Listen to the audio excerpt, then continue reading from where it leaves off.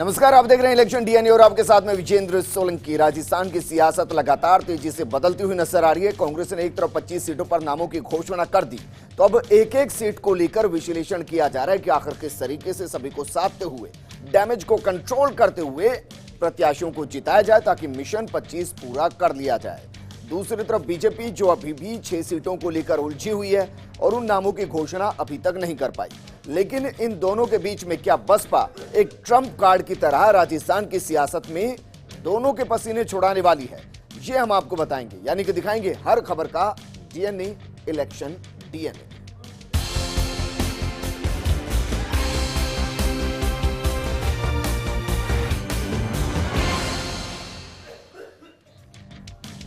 Election DNA की शुरुआत करते हैं क्योंकि मिशन 25 को फतह करने के लिए कांग्रेस में लगातार बैठकों का दौर जारी है और इसी कड़ी में जयपुर में जीत की पाठशाला भी लगाई गई।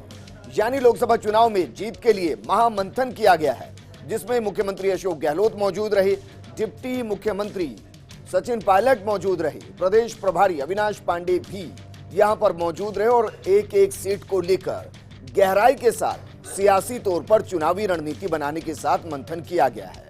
हर एक सीट पर चुनावी तैयारियों का फीडबैक भी लिया गया। जयपुर की ज्ञान विहार यूनिवर्सिटी में आयोजित हुई वर्कशॉप में मंत्री रघु शर्मा, प्रताप सिंह खाचरियावास, प्रसादी लाल मीणा सहित तमाम कांग्रेसी पदाधिकारी मौजूद रहे। आज दरअसल जो बैठक हुई है उसके अंदर हम आपको बता दें कि कौन कौन सी सीट को लेकर मंथन किया गया है, या कहें कि डैमेज को कंट्रोल करने के साथ साथ वो रणनीति बनाई गई है जिसके साथ बीजेपी को कंट्रोल करते हुए मिशन 25 को पूरा कर लिया जाए। ये सीटें हैं जयपुर शहर, दौसा, झुंझुनू, सीकर, भरतपुर, अलवर, चूरू और चित्तौड़गढ़ सहित 13 सीटों पर मंथन यहां पर किया गया और इस दौरान कुछ सीटें ऐसी भी रही जहां पर विरोध या कहें कि कांग्रेस के अंदर ही नाराजगी नजर आई। अब इसको साधने के लिए कांग्रेस ने एक महत्वपूर्ण कदम उठाया, सबको एक साथ बैठाया और बैठाने के बाद उनके जो नाराजगी है उसको दूर करने की कोशिश की। उसमें जयपुर शहर भी सीट एक शामिल, सीकर सीट पर भी ये सब कुछ देखने को मिला है। लेकिन इस दौरान मुख्यमंत्री अशोक गहलोत हर एक सीट को लेकर जो बैठक हो रही थी उसमें सियासी जादूगर के तौर पर भूमिका निभाते हुए नजर आए। और ये जो बैठक हो रही है, एक सीट पर लगभग 40 से 45 लोगों को बुलाया गया है। उनमें पूर्व सांसद शामिल है जिनको इस बार टिकट नहीं दिया गया। इसके अलावा वहां से जो विधायक हैं, चाहे वो जीते हुए हैं या फिर हारे हुए हैं, उनको भी इस बैठक में बुलाया गया है, उनको शामिल किया गया है। इसके अलावा उन लोकसभा सीटों पर जो भी कांग्रेस के दिग्गज नेता हैं, चाहे वो सियासत से संन्यास ले चुके हों या फिर सक्रिय राजनीति का हिस्सा नहीं है, उनको भी यहां पर बुलाया गया और खासकर जातिगत समीकरणों को साधने के लिए भी इस बैठक में महत्वपूर्ण रणनीति बनाई गई है। लेकिन सवाल यह है कि क्या ये नाराजगी सारी कागजी है? मतलब कहने का आप समझ गए होंगे, क्योंकि आज जयपुर कांग्रेस राजनीति की बड़ी तस्वीर यहां पर दिखाई दी है। ज्योति के साथ अमीन कागजी नजर आए। अब जरा याद कीजिए विधानसभा का चुनाव, किशनपोल सीट, वहां पर दोनों एक साथ विधानसभा चुनाव से पहले किस तरीके से कैट फाइट करते हुए नजर आए थे सरेआम जनता के बीच, कार्यकर्ताओं के बीच में। और उसके बाद से दोनों को दो अलग अलग ध्रुव माना जाता था, क्योंकि एक ही सीट पर दोनों दावेदारी जता रहे थे। लेकिन अब चूंकि मामला लोकसभा का है और इसलिए ज्योति के साथ अमीन कागजी नजर आए हैं। सिर्फ इतना ही नहीं, मुख्य सचेतक महेश जोशी भी साथ आए। तीनों ने एक साथ दिया फर्स्ट इंडिया को पोज, कहा ज्योति को जयपुर में जिताएंगे।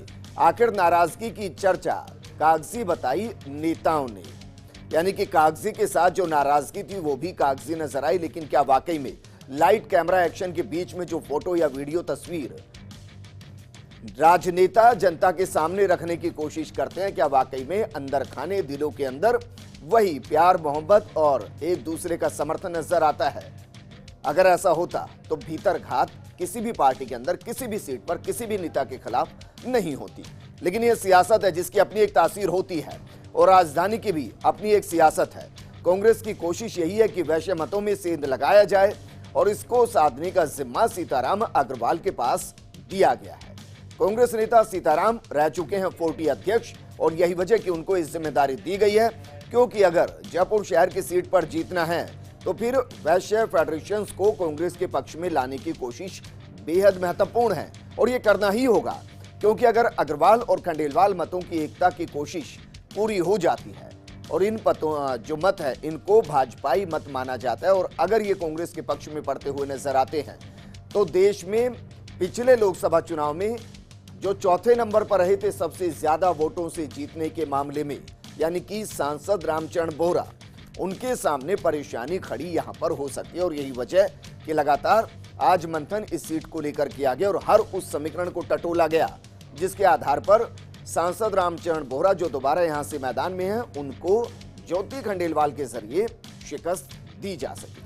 लेकिन राजधानी की सियासत जिसका जिक्र हम कर रहे हैं, कांग्रेस नेताओं की एकजुटता की कोशिश और फर्स्ट इंडिया के कैमरे के सामने एक साथ पोज देते भी नजर आए। लेकिन कल रखा गया था डिप्लोमेसी भोज और इस भोज में नहीं पहुंचे थे महेश जोशी, जबकि कांग्रेस की यह है पूरी कोशिश ज्योति खंडेलवाल के साथ लगे दिग्गज ब्राह्मण। अभी तक मेयर विष्णु लाटा भी सक्रिय नजर नहीं आए हैं। दरअसल जब जयपुर शहर के इतिहास पर जाते हैं, यहां की सीटों के इतिहास पर जाते हैं तो पता चलता है कि 8 बार यहां से ब्राह्मण मतदाता ने एक तरीके से बाकियों के साथ मिलकर ब्राह्मण प्रत्याशी को लोकसभा तक पहुंचाया है। वर्तमान स्थिति में भी रामचरण बोहरा ब्राह्मण प्रत्याशी हैं। उससे पहले जरा जाइए महेश जोशी, वो भी ब्राह्मण प्रत्याशी। और इसके इतिहास में अब जाएंगे तो ब्राह्मण प्रत्याशी जीत के लिए एक प्लस फैक्टर के साथ नजर आता है। और शायद यही वजह कि अगर ज्योति खंडेलवाल को कांग्रेस की तरफ से लोकसभा में जिताना है तो फिर कांग्रेस के जितने भी ब्राह्मण चेहरे हैं उनका न सिर्फ एकजुट होना जरूरी बल्कि ज्योति खंडेलवाल के साथ उनके पक्ष में माहौल बनाना भी बेहद जरूरी है। बहरहाल कांग्रेस की मंदिर मस्जिद पॉलिटिक्स भी चालू है। कल प्रत्याशी रिजू झुंझुनवाला जाएंगे पुष्कर के बाद दरगाह जियारत का भी उनका कार्यक्रम है। इसके बाद कांग्रेस कार्यकर्ताओं से करेंगे मुलाकात और टिकट मिलने के बाद पहली बार आ रही हैं अजमेर।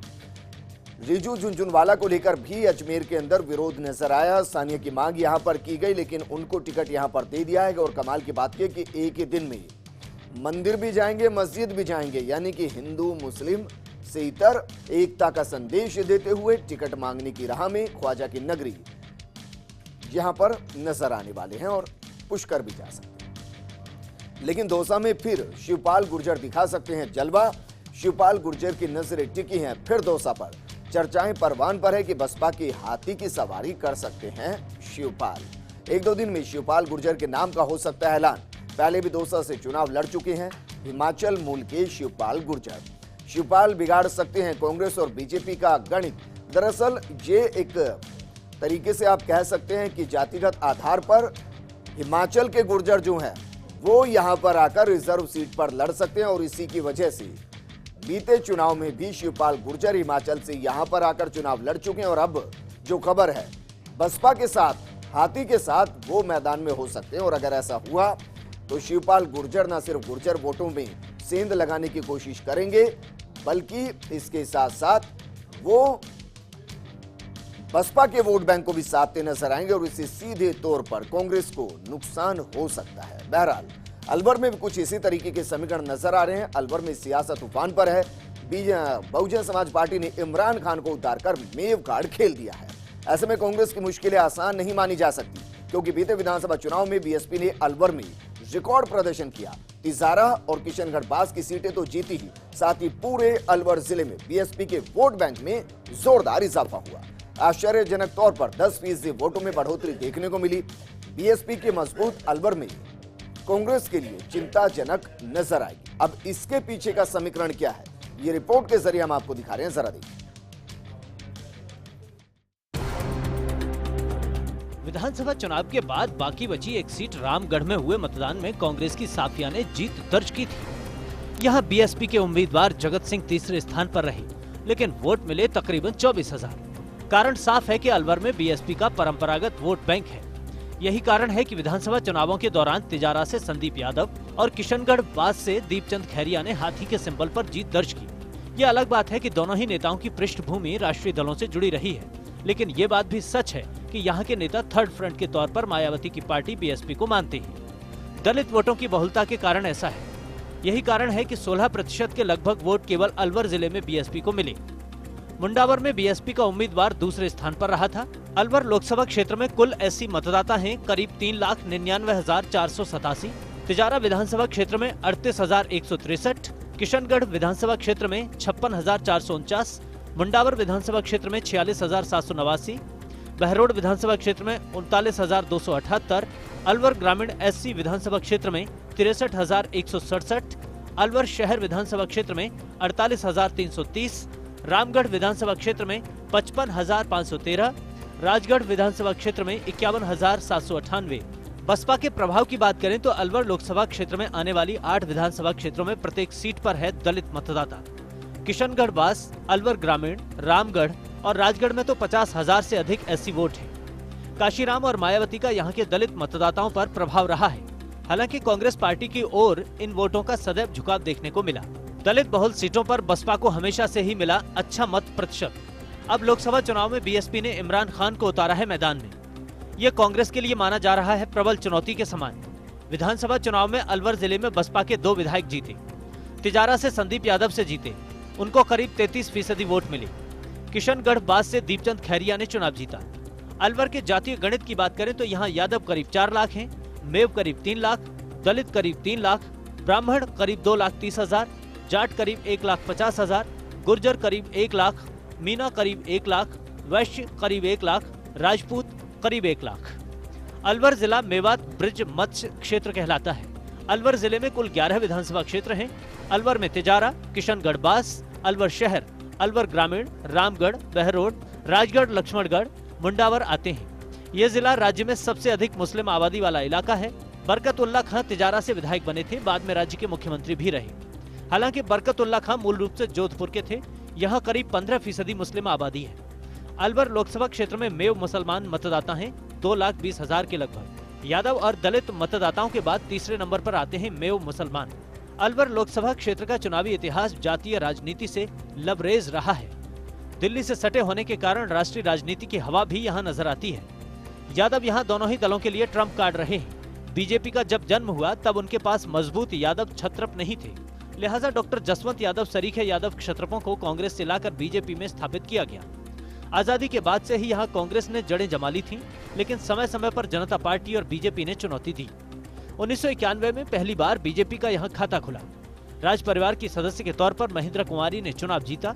इसके बाद बीजेपी ने यादव क्षत्रपों पर ही दांव खेला। रामजीलाल यादव, राम सिंह यादव, घासीराम यादव, सुजान सिंह यादव जैसे यदु क्षत्रप यहाँ पैदा हुए। इस बार बीजेपी के टिकट पर महंत बालकनाथ चुनावी समर में है तो कांग्रेस ने राज परिवार से जुड़े जितेंद्र सिंह पर दांव खेला है। जितेंद्र पूरे इलाके में सबसे कद्दावर नेता हैं और केंद्र में मंत्री रह चुके हैं। राज परिवार के होने के नाते उन्हें सम्मान दिया जाता है। मोदी लहर में लोकसभा चुनाव में वे महंत चांदनाथ के सामने हार गए थे। महंत चांदनाथ के निधन के बाद हुए उपचुनाव में उनकी जगह करण सिंह यादव कांग्रेस से खड़े हुए और चुनाव जीते। डॉक्टर जसवंत यादव को हार का सामना करना पड़ा। इस बार जितेंद्र सिंह एक बार फिर मैदान में उतरे हैं। बीएसपी का बढ़ता प्रभाव उनके लिए चुनौती के समान है। एक ही मिजाज के वोट बैंक पर दोनों का आधिपत्य ही आपसी प्रतिस्पर्धा का कारण बनता है। इमरान खान को हाथी के सिंबल से उतारने के कारण कांग्रेस को नुकसान झेलना पड़ सकता है। यादव वोटों का तिलिस्म और बीएसपी का मेव चक्रव्यूह, इन दोनों से चुनाव में जितेंद्र सिंह को चुनावी लड़ाई लड़नी है। जो जीता वही अलवर का सिकंदर कहलाएगा। फर्स्ट इंडिया न्यूज के लिए योगेश शर्मा की रिपोर्ट। वहीं जयपुर ग्रामीण सीट से बीजेपी प्रत्याशी राज्यवर्धन सिंह राठौड़ ने आज अपना चुनाव प्रचार तेज कर दिया। राठौड़ ने विराटनगर और कोटपुतली मंडल के बीजेपी कार्यकर्ताओं की बैठक ली और जीत के लिए कड़ी मेहनत करने का आह्वान किया। राठौड़ विपक्ष के साथ पाकिस्तान पर भी जमकर बरसे। ये रिपोर्ट देखिए।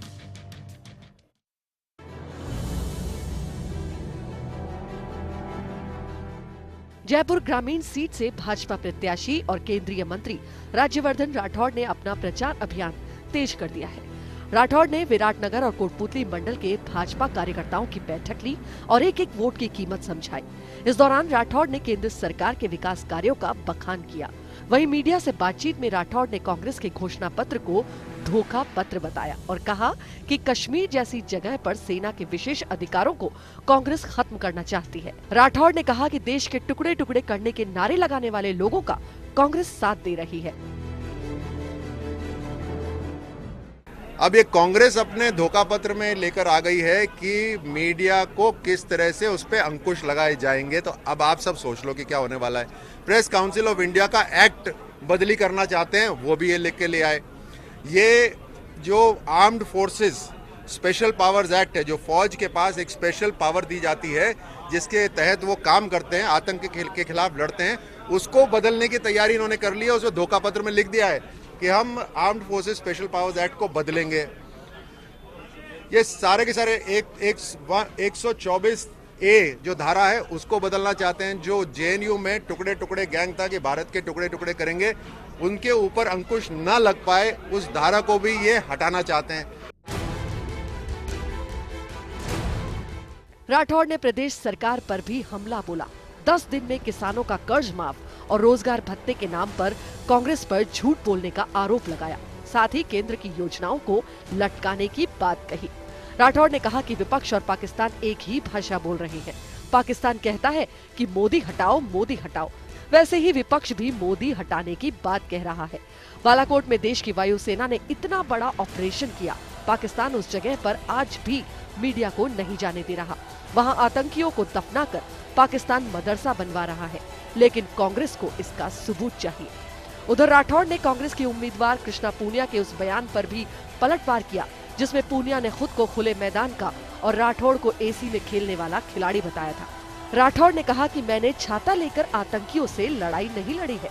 गलतफहमी दूर करने के लिए पूनिया को YouTube पर मेरा खेल देखना चाहिए।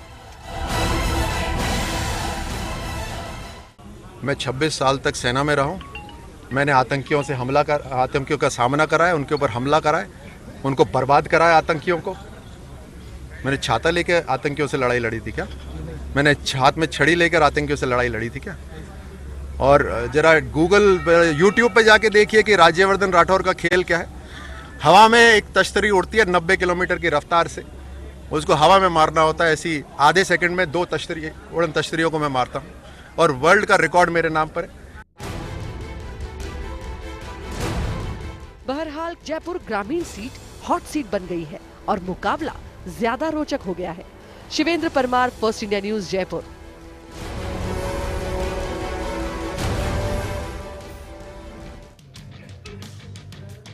यानी कि कहा जा सकता है कि सियासत में उतरने के साथ और टिकट मिलने के बाद हर किसी ने प्रचार तेज कर दिया। एक छोटे से ब्रेक के लिए यहां पर रुक रहे हैं, जल्द हाजिर।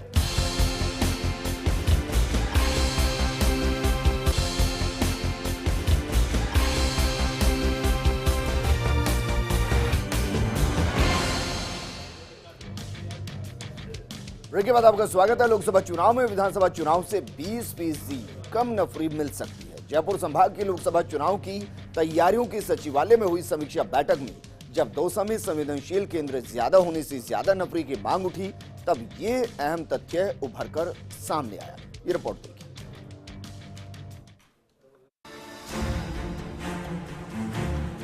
निर्वाचन विभाग ने लोकसभा चुनाव की तैयारी तेज कर दी है। तैयारियों के मद्देनजर CEO आनंद कुमार ने जयपुर संभाग की तैयारियों की समीक्षा की। इस बैठक में आनंद कुमार ने कानून व्यवस्था, अवैध हथियारों, अवैध शराब बरामदगी, अवैध मादक पदार्थों की बरामदगी और अवांछित गतिविधि करने वालों की धरपकड़ की समीक्षा की। पड़ोसी राज्यों से सटी प्रदेश की सीमाओं पर नाकेबंदी, चेकपोस्ट की भी समीक्षा की गई। तो वहीं गैर जमानती वारंट की तामील सहित कई मुद्दों को लेकर समीक्षा हुई। CEO ने संवेदनशील केंद्रों में पुलिस बल बढ़ाने को लेकर फीडबैक लिया। तो वहीं एकल खिड़की के जरिए तमाम अनुमति देने के लिए निर्देश दिए ताकि अभ्यर्थी को इधर उधर न भटकना पड़े। बैठक में दौसा में सुरक्षा व्यवस्था बढ़ाने की मांग हुई, लेकिन विधानसभा चुनाव से 20% कम इस बार नफरी मिलेगी। CEO ने इंटरस्टेट नाकों पर नाकाबंदी, CCTV कैमरे, गश्त बढ़ाने और कोऑर्डिनेशन के निर्देश दिए। साथ ही बूथ पर पानी, बिजली, छाया और रैंप की सुविधा हो, इसके भी निर्देश दिए गए। इंटिमिडेटर हैं उनको पाबंद किया जा रहा है। मतलब 100% जितने भी एंटी सोशल एलिमेंट जो बाधा उत्पन्न कर सकते हैं, हम उन सबको पाबंद कर रहे हैं। और जितने भी नॉन अवेलेबल वारंट हैं उनको अधिक से अधिक हम पाबंदी की कार्रवाई, उनको गिरफ्तार कर रहे हैं। इलिसिट लिकर का है, काफ़ी मात्रा में सीज हुआ है। डोडा पोस्ट है, वो भी काफ़ी मात्रा में सीज हुआ है। और अवैध हथियारों का जो अभियान चल रहा है उसमें भी काफ़ी हथियार जब्त हुए हैं। इस तरह की सभी जो भी अवैध धंधे हैं उन पर काफ़ी प्रभावी कार्रवाई की जा रही है।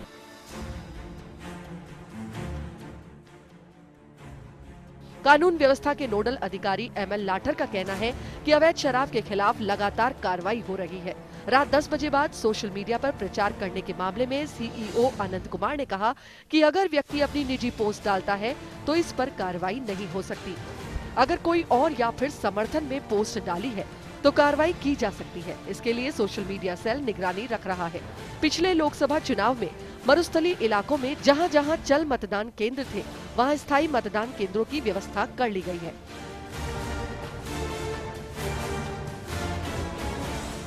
आज हमने पूरे जयपुर संभाग के सभी कलेक्टर्स, एसपीज और आईजी, कमिश्नर सभी के साथ हमने जो है मीटिंग की है और मीटिंग का उद्देश्य यही था कि किस तरह से चुनाव की तैयारियां जिलों में हैं उसको रिव्यू किया है।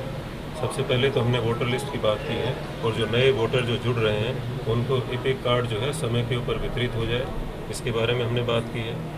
स्वीप की गतिविधियाँ जो हमारी किस तरह से चल रही हैं और किस तरह से जहाँ पर कि मतदान का प्रतिशत कम रहता है जिन बूथ के ऊपर, वहाँ पे जाएं, लोगों को बताएं कि किस तरह से एक लोकतंत्र का एक उत्सव है और हमें सबको इसके अंदर पार्टिसिपेट करना चाहिए। बैठक में ACEO doctor Jogaram, Rekha Gupta, OSD Harishankar Goyal, संयुक्त मुख्य निर्वाचन अधिकारी ITMM तिवारी, उप मुख्य निर्वाचन अधिकारी विनोद पारिक सहित 4 जिलों के कलेक्टर, आईजी रेंज, पुलिस आयुक्त जयपुर, एसपी मौजूद रहे। Rituraj Sharma, First India News, Jaipur. आगे बढ़ते हैं और एक बड़ी खबर आपको बताते हैं। आखिर क्यों चिंतित हैं दिया कुमारी के शुभ चिंतक? आलाकमान राजसमंद के लिए इनका नाम फाइनल कर चुका है। 4 दिन पहले इनके नाम को फाइनल किया जा चुका है। अब किसी भी समय हो सकती है इसकी आधिकारिक घोषणा। दरअसल दिया समर्थक कर रहे 8 अप्रैल को नामांकन भरने की तैयारी। अलबत्ता किरण माहेश्वरी ने भी लगाया था पूरा दम, लेकिन गुलाबचंद कटारिया के विरोध और दिया की सूटेबिलिटी के कारण नहीं बनी बात। वेंकैया नायडू द्वारा भी किरण माहेश्वरी की सिफारिश किए जाने की चर्चा। तो सियासत की भी अजीब तासीर है। यहां जो होता है वो दिखता नहीं और जो दिखता है वो असल में होता नहीं। इसलिए राजनीति में सुनी सुनाई की खबरों का होता है बड़ा असर, बड़ी संभावना। अटकलें कहिए या कयास, इसे आप जो भी चाहे कहिए, ये सुनी सुनाई राजनीतिक समीकरण बनाने और बिगाड़ने में काफी महत्वपूर्ण भूमिका अदा करती है। तो आपको भी सुनाते हैं सुनी सुनाई हमारे सहयोगी लक्ष्मण राघव की जुबान। नमस्कार। खबरों के पीछे की खबर, कुछ गॉसिप और कुछ खुसर फुसर, यही है सुनी सुनाई का सफर। वाकई सियासत संभावनाओं की कला है। जब ये कहा जा रहा था कि एक मंत्री जी की टिकट मुश्किल में है और एक बड़े नेता पूरी कोशिश कर रहे हैं कि उन्हें भाजपा की टिकट ना मिले, लेकिन कमाल ये हुआ कि उनका नाम पहली सूची में रहा। तो दूसरी तरफ कभी राजस्थान आलाकमान के खास माने जाने वाले किसान बाहुल्य के मंत्री जी को अभी तक टिकट का इंतजार है। ऐसे में लोग कई तरह की चर्चाएं भी कर रहे हैं। कहा जा रहा है कि उस इलाके के अल्पसंख्यक नेता भी इन किसान नेता के खिलाफ है। हालांकि सूत्र ये भी बताते हैं कि वहां कोई दूसरा नाम नजर नहीं आ रहा। देर सवेर उनको टिकट मिल जाएगी, लेकिन गपशप ये भी है कि भाजपा कोई नया चेहरा भी सामने लाकर चौंका सकती है। मानना पड़ेगा कि भाजपा में जो मार्गदर्शक मंडल में चले गए उन लोगों का धैर्य बड़ा कमाल का है, खास तौर पर लालकृष्ण आडवाणी का। दरअसल खबर आई कि बंगाल की दीदी ने आडवाणी को फोन कर उनकी टिकट कटने पर नाखुशी जताई, साथ ही साथ पूरी तरह कोशिश की कि आडवाणी जी कुछ तो बोलें, लेकिन कहते हैं कि दीदी इस प्रयास में पूरी तरह से असफल रही। इतना जरूर कहा आडवाणी जी ने कि फोन करने के लिए शुक्रिया, लेकिन उसके अलावा एक लफ्ज भी नहीं बोला। वाकई मानना पड़ेगा कि कभी पीएम इन वेटिंग रहे इस नेता का धैर्य आज भी लाजवाब है। सुनते हैं कि बीकानेर की सियासत में विरोध थमने का नाम ही नहीं ले रहा। अब तक जहां भाजपा के केंद्रीय मंत्री का काले झंडों से स्वागत हो रहा था और उन्हीं का विरोध हो रहा था, अब कांग्रेस के खिलाफ भी ऐसा हो रहा है। कमाल ये है कि ये विरोध कांग्रेस के ही कुछ लोग करवा रहे हैं। हालांकि अब इसकी शिकायत आला कमान तक भी पहुंची है। कमाल ये भी है कि विरोध वो लोग जता रहे हैं जो उस नेता के खिलाफ है जिसने कांग्रेस प्रत्याशी की जमकर पैरवी की थी। हालांकि ये अलग बात है कि लेटर पैड तो कांग्रेस का यूज हो रहा है, लेकिन वो नेत्री दूसरी पार्टी से प्रतिपक्ष नेता रहे रामेश्वर डूडी के खिलाफ चुनाव भी लड़ चुकी है। अब कहते हैं भाई ये सियासत है, यहाँ सब कुछ जायज है। इलेक्शन डीएनए में फिलहाल इतना ही। आप बने रहिए फर्स्ट इंडिया न्यूज के साथ और आगे देखिए न्यूज एट डिनर मेरी सहयोगी पूनम शर्मा सोलंकी के साथ। नमस्कार।